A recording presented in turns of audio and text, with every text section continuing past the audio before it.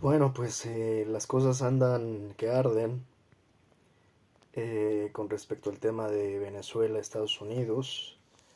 Está empezando a poner la cosa color de hormiga, que bueno, ya habíamos advertido que esto pues no pinta bien.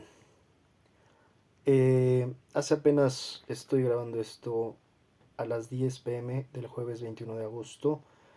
Hace 2 horas la Embajada de Estados Unidos alertó a sus ciudadanos a no viajar ni permanecer en Venezuela por riesgos de detención injusta, tortura, terrorismo y delincuencia. Estados Unidos emite alerta máxima y pide no viajar a Venezuela. Pues bueno, insisto, esto va en la misma línea de lo que ya habíamos estado comentando. Intervenciones gringas no son nuevas, no es como que nos sorprenda tampoco del todo. Eh, Históricamente ha habido una enorme cantidad de intervenciones gringas en Latinoamérica de diversas formas, maneras. Es más, el propio, yo lo decía hace apenas unos días, el propio ataque al Palacio de la Moneda contra Salvador Allende en Chile, pero así como ese, muchos otros tipos de intervenciones directas o simuladas o aparentes, o que no se les llaman intervenciones formalmente, pero al final el propio narcotráfico forma parte de una especie de intervención gringa, aunque muchos todavía no lo entiendan, aunque muchos todavía no entender el origen no se den cuenta que el narco, insisto, es algo inventado por los gringos para pues ser usado cuando ellos consideren, y justamente hacer esto, ¿no? Terminar etiquetándolo de terrorismo y tener el pretexto para poder intervenirnos. Ese es el modus operandi gringo. Eh, el propio narco funciona de esta manera, ¿no? Es un as bajo la manga con el que encuentran de manera constante y permanente, insisto, ya sea para la intervención, para desestabilizar a los gobiernos o para hacer esto que justamente ahora quieren hacer contra el gobierno de Maduro. Eh, Hay una película muy buena de la cual creo que aún no hago el análisis a profundidad, que se llama Barry Seal. Es una película que interpreta a Tom Cruise. Les voy a leer un poco aquí la sinopsis. En la década de los 80, la CIA contrata al piloto americano Barry Seal para una misión encubierta que dio origen al cártel de perdón, va de nuevo. En la década de los 80, la CIA contrata al piloto americano Barry Seal para una misión encubierta que dio origen al cártel de Medellín y casi termina con la presidencia de Ronald Reagan. Muy buena película, no les digo más, solo les digo vean esta película. En gran medida explica esta doble cara o hipocresía de los Estados Unidos. Eh,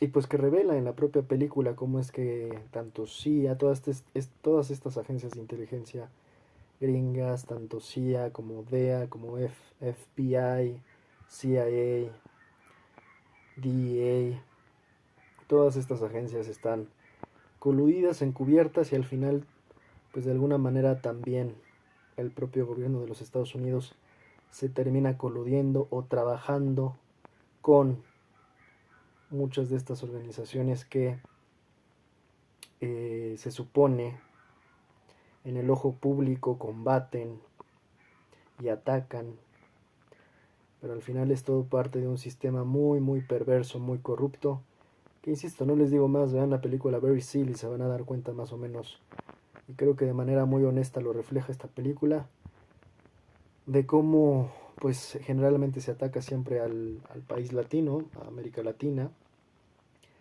con todos estos temas, pero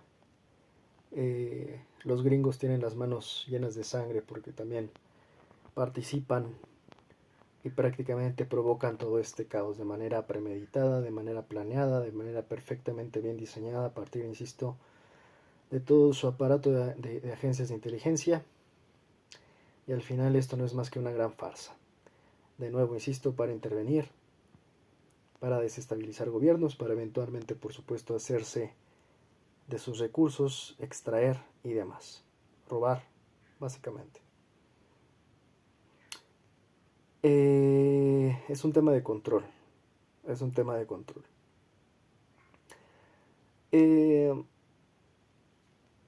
Es complicado, insisto, lo que está pasando en Venezuela, o está por pasar. Y esto es una alarma, una fuerte advertencia de que si pasa en Venezuela, esto no implica que solo se quede en Venezuela y se limite a Venezuela, sino que es una amenaza y una advertencia fuerte y directa contra el resto de los países en Latinoamérica. Yo diría que el siguiente en la lista después de Venezuela estaría México, Colombia, por ahí estaríamos como los países siguientes donde podrían llegar a querer aplicar intervenciones similares. Pero quieren empezar con Venezuela y no es casualidad que empiecen con Venezuela. Al final vamos a terminar concluyendo este comentario con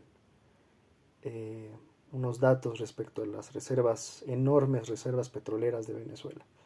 Pero eso lo dejamos al final. Pero no es casualidad que sea Venezuela, así como no es casualidad tampoco hace poco el ataque contra Irán, porque insisto, todos estos objetivos militares, más allá de los discursos y narrativas que se inventan, pues tienen principalmente un sentido y una intención geopolítica, geoestratégica, que responde más bien a los intereses y beneficios de Estados Unidos.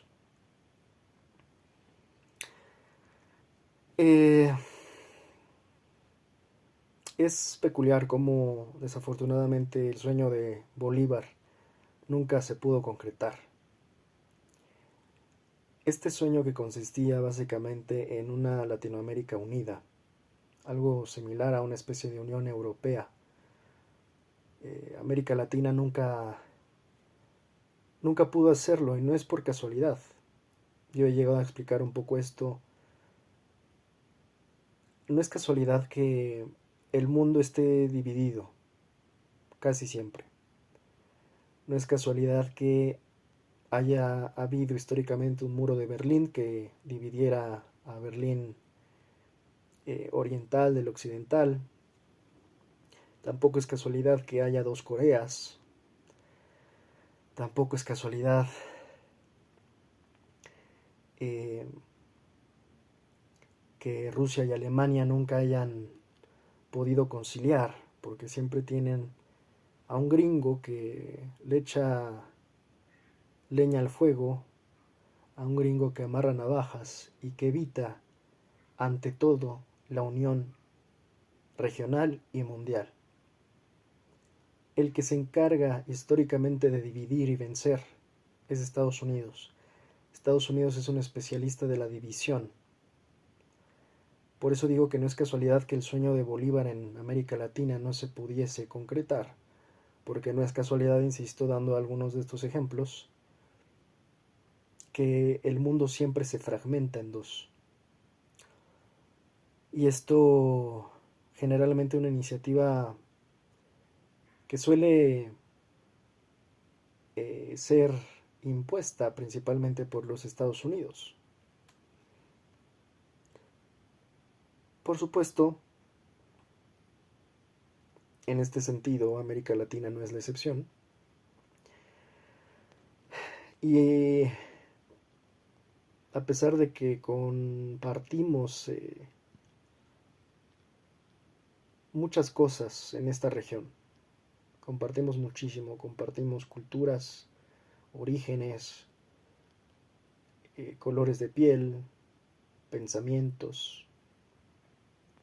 tierra, naturaleza, cultura, lengua, sentires, pensares, dolores y sueños en Latinoamérica, como bien lo dice la canción de Residente.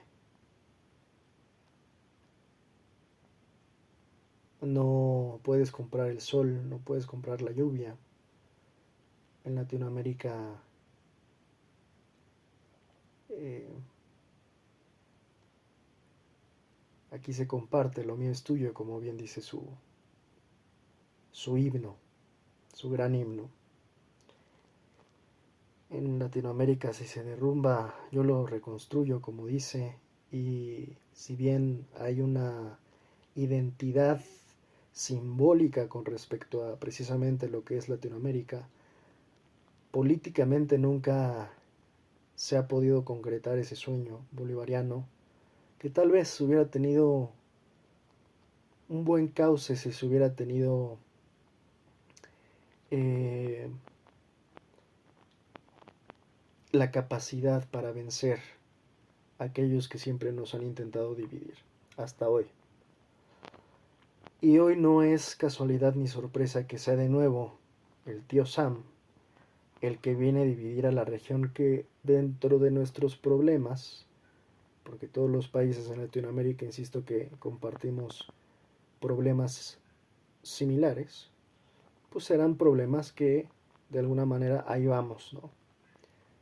Paso a paso.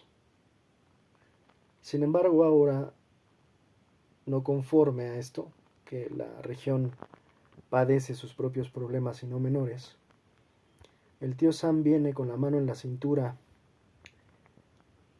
a mandar no sé cuánta cantidad de botes y buques y aparatos militares hacia la región para amenazarla. Y es ahí donde en verdad por momentos te das cuenta que esta nación es parasitaria y una amenaza permanente y constante. Y sorprende que haya personas tan engañadas, tan cegadas, que aplaudan a los Estados Unidos de América, cuando muy probablemente estas personas serían prácticamente eliminadas si quisieran ir a habitar a estos países, porque serían discriminadas, serían invisibilizadas, porque jamás van a ser considerados o consideradas iguales a los pueblos supremacistas. Pero ahí tienes a estos defensores de gringos que viven en América Latina y que no te explicas. No te explicas de dónde les surge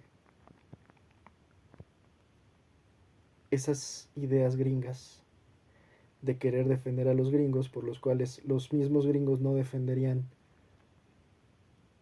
ni por error a esas personas latinas que se sienten gringas.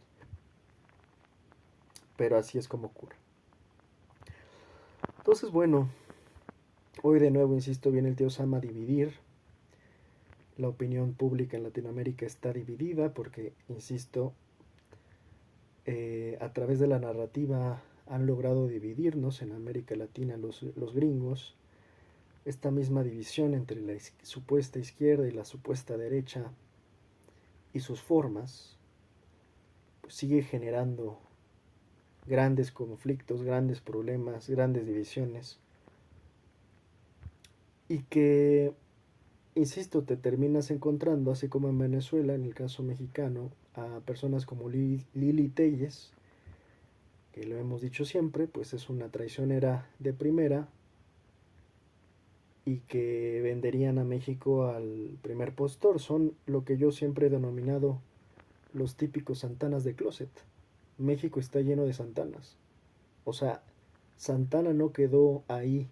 Santana dejó una escuela, una herencia de personas que regalarían a México en aquel entonces por un par de pesos y hoy por un Bitcoin o por menos, como Lili Telles. Esas personas que si hoy estuviéramos en ese mismo contexto volverían a ceder la mitad de nuestro territorio a los gringos con tal de pedirles que vengan a supuestamente salvarnos, según ellos, según sus ocurrencias, según sus ignorancias. Entonces en México aún no nos libramos de los santanas. Están por todas partes. Personas que estarían dispuestas a, insisto, vender a México por nada. Incluso podrían regalarlo sin venderlo. Y es que esto tiene que ver con un complejo identitario de estos mexicanos, que siempre irónicamente se dicen muy mexicanos, pero en realidad lo que ellos son, más bien son como mexicanos wannabe franceses o mexicanos wannabe españoles o mexicanos wannabe gringos. O sea, al final realmente cuando se dicen mexicanos es un decir porque no, ni siquiera lo creen así. O habrá que preguntarles cuál es su concepción de la mexicanidad. Ellos ven a México sometido, o, y si no sometido, colonial. Y si no colonial, totalmente influenciado o influido por Europa, por lo que ellos denominan el primer mundo, la sociedad civilizada. Insisto, el colonialismo no solo se basó en las prácticas, también se quedó muy arraigado un colonialismo en la forma de pensar, que hasta la fecha es sorprendente, han pasado ya siglos y hasta hoy hay personas que están colonizadas mentalmente, que quisieran ser gringos, que quisieran, mexicanos que quisieran ser gringos, mexicanos que quisieran ser franceses, mexicanos que quisieran ser españoles, porque todo eso lo ven superior,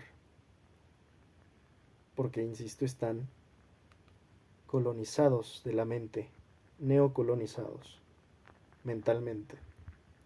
Y es sorprendente, porque después de tantos siglos, parece que algunos siguen sin entender de qué trata México. Y si bien cada quien podrá tener su opinión, su perspectiva, sus sentimientos, sus emociones y sus pensamientos respecto a lo que quiere decir ser o representa ser mexicano o mexicana, la realidad es que también hay una base en la que tenemos que partir, porque si no estamos hablando de todo y nada. Y ser mexicano o ser mexicana sí requiere ciertas bases, como al menos tener claro algunos puntos en común mínimos que si decimos que nos sentimos mexicanos o que admiramos a México, eso implica al menos de inicio, quiero pensar que al menos ya estamos separando que México no es España, que México no es Francia, que México no es Europa y tampoco aspiramos a ser Europa. Y no tanto en que quisiéramos mejorar nuestra sociedad o nuestra nación, obviamente eso creo que todos queremos lograr, pero no emular, no imitar, no hacer un estilo porfiriato mexicano de que lo europeo lo consideramos superior que lo mexicano, porque entonces, insisto, seguimos sin entender México. Yo soy de los que piensa que Porfirio Díaz nunca entendió México, no tenía claro, él quería convertir a México en Francia, afrancesar a México. Y lo que yo digo es, a ver si hay que aceptar esta mezcla hispana que tuvimos, eso yo no lo resisto ni lo combato, ni me niego, no estoy en negación en ese aspecto. Pero, pero esto es muy distinto. Una cosa es la aceptación de nuestra especie de mezcla, mestizaje hispana, indígena, ancestral. Y otra cosa es seguir sin entender México en el sentido de que muchos quieren seguir, insisto, no aceptando México, no admitiendo México y mucho menos estando orgullosos de México, sino querer imponer la visión europea en México para que México deje de ser México y sea más Europa, sea más europea esta nación. Entonces no se ha entendido nada, insisto, porque muchos lo que quieren hacer con México es europeizarlo. Algo similar a lo que le pasó a Argentina. Claro que Argentina tuvo, creo que otros contextos muy distintos. Algunos le llaman a Argentina la europea, la Europa americana.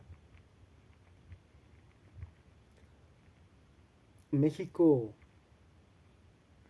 insisto, hay una mezcla, hay una herencia, no se niega,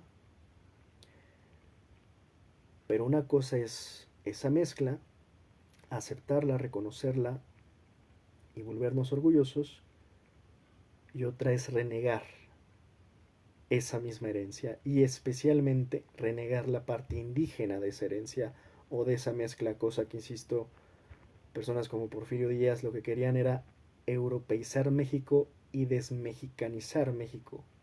Es como quitarle lo mexicano y hacerlo más europeo. Y todavía de esa parte mexicana quedarnos nada más con la parte europea y rezagar e invisibilizar por completo, relegar la parte indígena, porque de esa no estamos tan orgullosos, estamos nada más orgullosos de la parte europea. Ese es el complejo hasta la fecha del mexicano actual, que, insisto, es muy irónico que muchos mexicanos se identifiquen con regímenes supremacistas hasta la fecha como europeos o gringos, cuando ellos, insisto, al primer síntoma de exterminio serían eliminados, ¿eh? No serían considerados, por más que se sientan parte de los regímenes supremacistas. Ellos no están invitados a esas fiestas, no son parte de esas comunidades, no nacieron, no son sangre azules como los que se sienten superiores. Serían exterminados y serían eliminados. Por eso estoy usando esas palabras, porque los regímenes supremacistas, sí, por aquí alguna vez había publicado una entrevista con Jorge Ramos que la hacía a un gringo supremacista. Tú escuchas al gringo, es impresionante cómo realmente te está diciendo que tú eres inferior a él. Y está plenamente convencido. La voy a poner aquí mismo de nuevo, para que ustedes escuchen. El propio Jorge Ramos dice: es que no lo puedo creer lo que usted me está diciendo.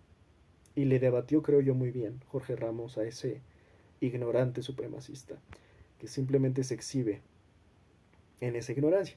Pero esa es otra historia, esa es la lucha tradicional contra los supremacistas. Acá el problema es que tenemos a latinoamericanos defendiendo a los supremacistas. Esa es la gran, el gran absurdo. Iba a decir la gran ironía, pero en realidad es un absurdo. En fin, es por eso que este pequeño gran contexto, el sueño de Bolívar nunca se pudo concretar, por esa división que hasta la fecha hay. Porque hay latinos que se sienten americanos, porque hay latinos que se sienten europeos, porque hay latinos que al mínimo síntoma de intervención extranjera les abren las puertas a los extranjeros, sin entender que no van a venir a defender tus intereses, van a venir a saquearte como lo han hecho durante siglos. O sea, ¿cómo les explicamos a estos latinos que, insisto, los gringos no son sus amigos, no son tus amigos los gringos, no son tus amigos los europeos? Si vienen a intervenirte, vienen a saquearte, vienen a robarte, vienen a humillarte, a denigrarte, a ultrajarte. Parece que muchos no terminan de entender la historia, pero bueno, ni cómo ayudarles.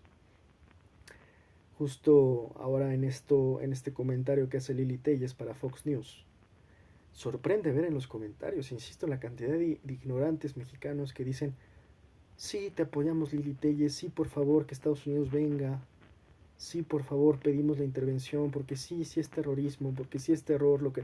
Esto ya no me voy a desgastar en explicarlo, lo he explicado mil veces, el tema del terrorismo y su cambio de denominación, porque todo tiene que ver más bien con un cambio legal, no tiene que ver con si generan o no terror. Pero, insisto, muchos ciegos se ponen a opinar. muchos ignorantes se ponen a opinar antes de informarse.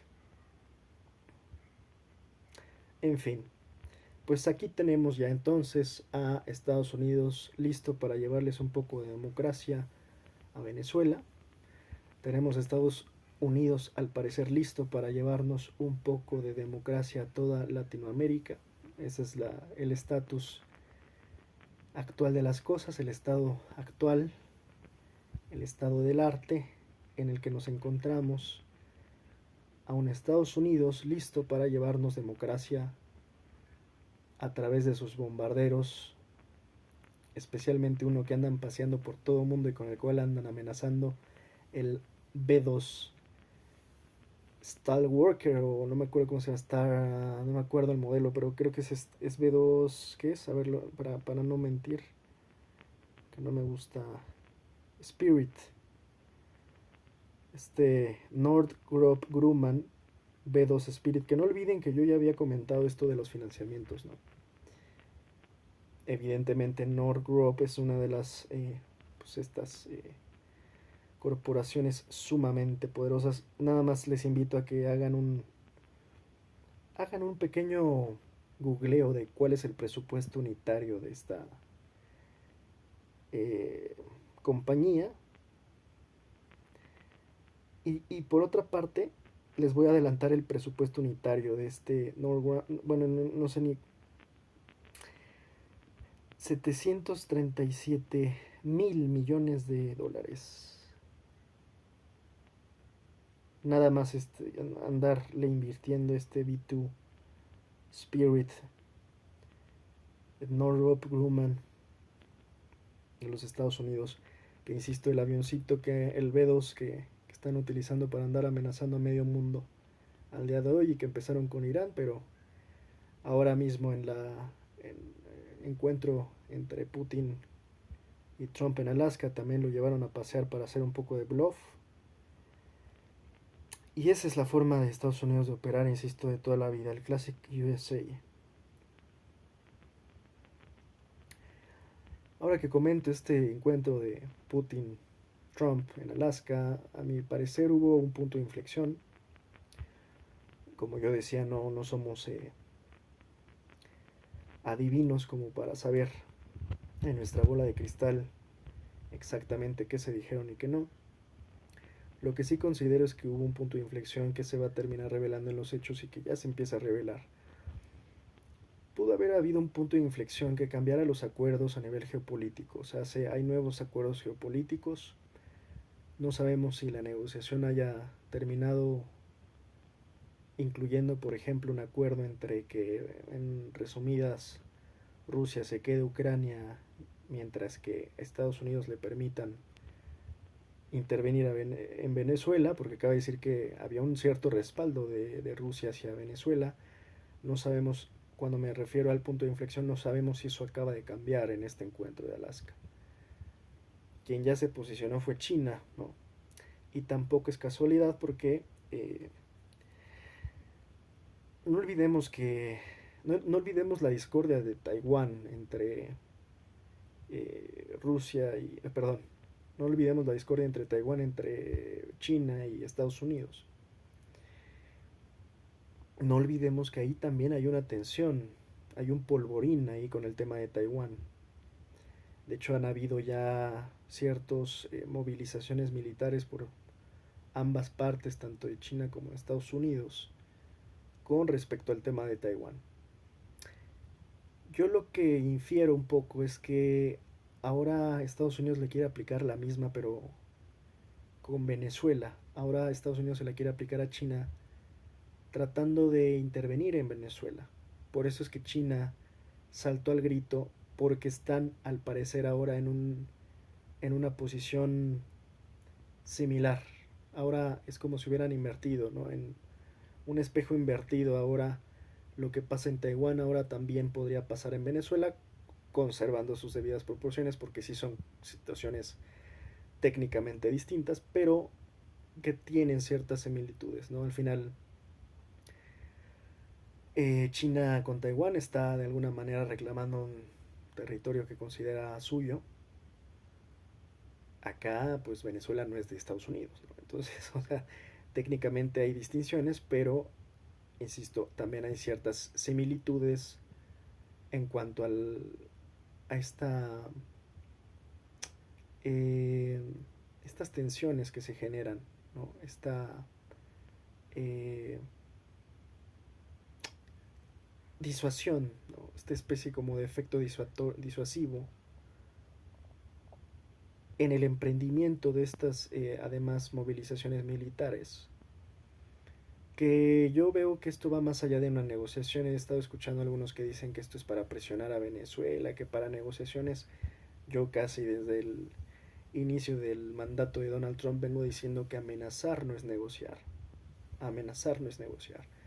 Esta constante de que muchos estén ya casi normalizando que la amenaza es negociación me parece un error y que yo les invito a corregir, porque imagínate que empecemos a pensar ahora que amenazar es corregir, perdón, que amenazar es negociar, pues imagínate, ¿no? Hay que empezar a corregir, pues se me cruzaron los cables, perdón. Hay que empezar a corregir esa mala idea, porque imagínate, ¿no? Ahora cualquier amenaza es negociación. No, no, no. Trump, eso es la ironía máxima, ¿no? Eso es innegable, es un gran negociador. Y yo no veo que esté negociando. O sea, no está usando su talento eh, nato para hacer política hoy. Él no está negociando, él está imponiendo.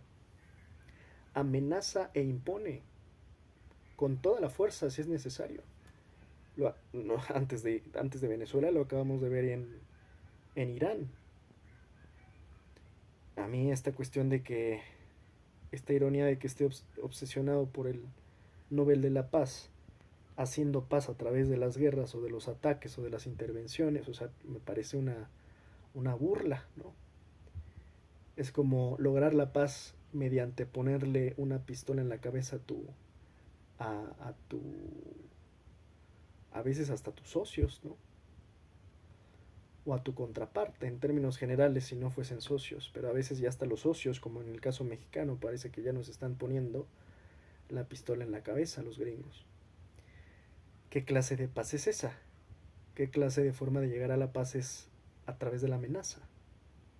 Por eso hay que tener cuidado con estar normalizando esas acciones o con estarles mal llamando negociaciones a los que son, yo diría, ya olvídate de faltas de respeto y de faltas a la soberanía.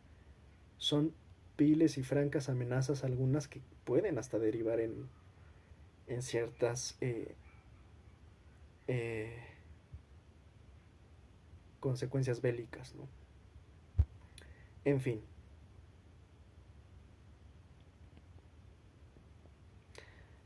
esta, insisto, veo muchos venezolanos, también estaba hablando de los mexicanos, veo muchos venezolanos pidiéndole, abriéndole las puertas, ¿no?, a Trump. Hay muchos latinoamericanos aplaudiendo lo que está haciendo Trump contra Venezuela, no tienen idea. Ayer apenas estaba discutiendo con un tipillo que no tenía ni idea y que terminó hasta borrando su comentario porque obviamente le empezaron a tirar con respecto a la tontería que puso. Lo puso en mi canal y lo borró. De hecho, yo hoy lo iba a buscar como mal ejemplo, lo borró. Insisto, le llovió porque pues es que no tenía ni pies ni cabeza lo que estaba diciendo. Más o menos ni me acuerdo, pero parafraseando decía algo como, yo creo que está bien lo que está haciendo eh, Trump, Estados Unidos contra Venezuela. Ya era hora. Alguien le tenía que poner un alto a este gobierno. Y solo espero que esto al menos nada más le dé permiso a Estados Unidos, la ONU, para que haga esto. Y mientras la ONU ya le dé permiso, pues que se haga todo lo que se tenga que hacer. Yo así como, ¿pero de qué está hablando este tipo, cabrón? O sea, insisto, esta osadía, ¿no?, de la ignorancia, insisto, sí, la ignorancia es atrevida, en verdad. Y en breve fue como de, a ver, ¿de qué hablas, brother? ¿De qué hablas? ¿De qué carajos hablas? La ONU, ¿qué carajos está? Hoy nadie está hablando de la ONU, hoy la ONU ya no existe. Hoy la ONU no sirve para nada, de hecho nunca sirvió, pero hoy menos que nunca. ¿Y y poniendo en su comentario que Trump iba a ir a la ONU a pedirle permiso cuando Trump ni la pela. No pela la ONU y todo lo que deriva de la ONU, de UN, no le hace caso a la WHO, que es la World Health Organization, OMS para los cuates, no le hace caso a nada de la ONU.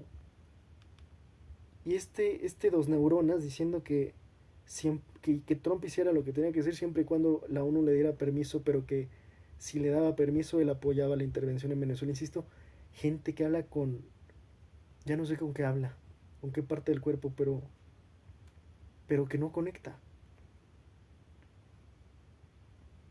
Pura estupidez. Insisto, hay muchos que están apoyando esto. No tienen idea de lo que dice. Las cosas en Venezuela no están bien, eso no es secreto. Pero eso no justifica lo que está haciendo Estados Unidos. Estados Unidos lo agarra como pretexto, como lo hace siempre, como lo hace en todas partes. Y ayer lo decía muy bien Denise Merker, muy bien. De hecho, Denise, Viri Ríos y René Delgado me parecen de lo más rescatable que tiene ese programa de tercer grado. Ayer Denise Merker lo dijo perfectamente, de hecho aquí mismo lo subí y lo voy a volver a poner acá abajo. No digo más. Y lo que dijo Denise en gran medida es lo mismo que yo estaba comentando apenas hace unos cuantos días atrás.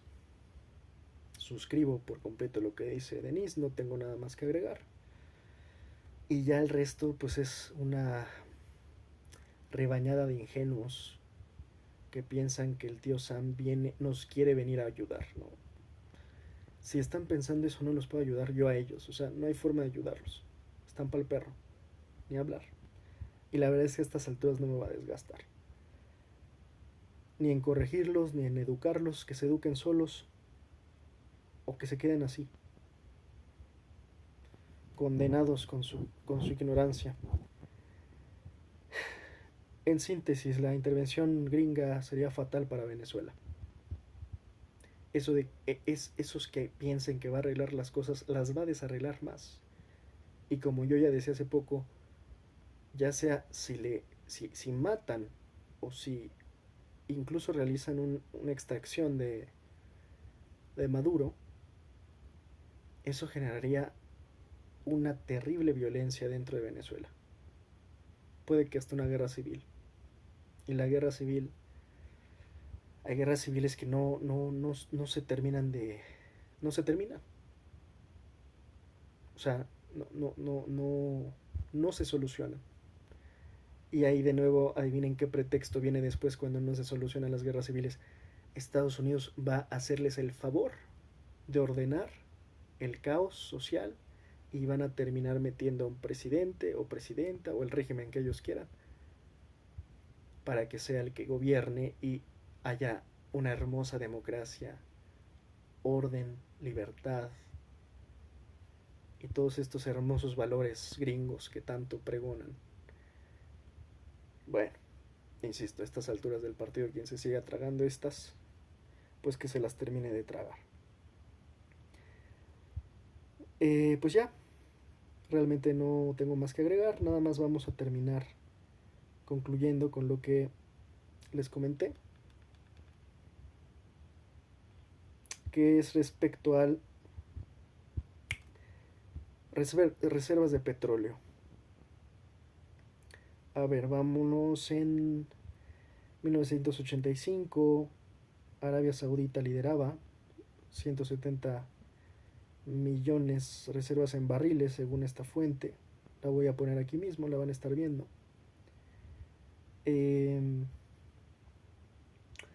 Todo este tiempo, prácticamente hasta el 2000, todavía Arabia Saudita 261 millones, Canadá ahí se puso en el segundo lugar, Irán en tercero, Irak, Rusia, Kuwait, Emiratos Árabes, Venezuela. Todo este tiempo ha subido, pero especialmente del 2008, 2009, a partir desde ese momento Venezuela ha estado liderando las reservas de petróleo en el mundo, 301 millones. dejando incluso a Arabia Saudita en segundo lugar. Estados Unidos muy por debajo, de hecho cada vez parece como de manera inversamente proporcional, conforme sube Venezuela, baja los Estados Unidos. Y bueno, al final este grupo de países petroleros, ya saben, Irak, Emiratos Árabes, Kuwait, Irán, prácticamente se mantienen ahí siempre. Lo peculiar de esto, insisto, es cómo se le dio la vuelta. Rusia, que también hace tiempo estaba en los primeros lugares, empezó a bajar. Pero el que aquí nos debe de sorprender cómo se fue hacia abajo fue Estados Unidos. Y esto responde en gran medida, insisto, pues a estas intenciones de democratizar Venezuela por parte de los Estados Unidos. Y no hay nada más que agregar, insisto, ya lo que hay que agregar pues es, yo diría que historia, ¿no? Quien no entienda lo que ha pasado en la historia del último siglo y más, pues cómo les vamos a ayudar, insisto, cómo les vamos a ayudar. Ese es el estado actual de las cosas con respecto a Venezuela. Apenas hoy yo también subí un comentario que había hecho hace un año justamente con respecto a las elecciones que se habían dado. Ya desde entonces yo pronosticaba pues este tipo de tensiones, que no iba a ser sencillo, y ahí mismo yo había comentado que Venezuela iba a ser la manzana de la geopolítica mundial en estos tiempos, y se cumplió. Esto, pues insisto, eh, es lo que sucede no cuando tienes una bola de cristal, sino cuando entiendes las tendencias históricas, y cuando hablas a través de los datos, de los hechos. Entonces puedes hacer pues inferencias, pues yo diría bastante aceptables de lo que termina ocurriendo. Estaremos pendientes con todo este tema de Venezuela, Estados Unidos. Yo sigo pensando, esto no es nada más una acción de blofeo de los Estados Unidos. No gastarían tanto ni invertirían tanto. Han estado preparando el terreno hasta en la narrativa durante décadas para terminar haciendo esto que están haciendo. Iremos viendo cómo se van dando los hechos.